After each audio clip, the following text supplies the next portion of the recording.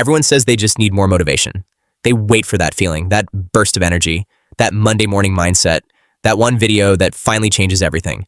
But what if I told you motivation is the reason most people never change? Think about it. Motivation comes and goes. Some days you feel unstoppable. You wake up early, you hit the gym, you study, you eat healthy. You tell yourself, this is the new me. Then the next morning you wake up tired. Suddenly the gym can wait. One missed workout becomes a missed week. One skipped chapter becomes an unfinished book. One lazy day becomes a lifestyle. Nothing changed except your feelings. That's the problem. Most people build their lives around emotions. Successful people build their lives around systems. Look at the sun. It rises every single day. Not because it feels motivated, because that's what it does. A lion doesn't wake up wondering if it feels like hunting.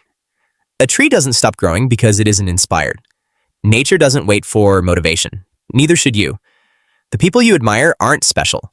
They don't wake up excited every morning. They're tired. They're stressed. Some days they don't want to do anything. The difference is they do it anyway. That's discipline. Discipline isn't punishment, it's freedom.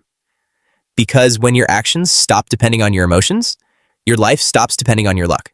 Imagine two people. One waits until they feel motivated. The other simply shows up every single day. Rain or sunshine. Happy or exhausted. After 1 year, who do you think wins? Talent fades. Motivation disappears. Discipline compounds. Every workout, every page, every uncomfortable conversation, every promise you keep to yourself. They're small, almost invisible, but they stack. Until one day people call you talented. They call you lucky. They call you gifted. They never saw the mornings when nobody was watching. Here's something nobody tells you. Every time you quit because you don't feel like continuing, you teach your brain that feelings are in control. But every time you continue anyway, you teach your brain that you are in control. That's how confidence is built, not by winning, by keeping promises to yourself. Every promise you break, you lose trust in yourself.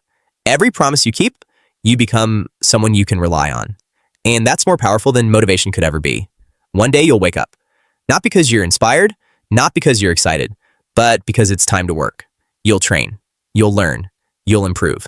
Without thinking, without negotiating, without waiting. Because discipline has become your identity. So stop asking, how do I stay motivated?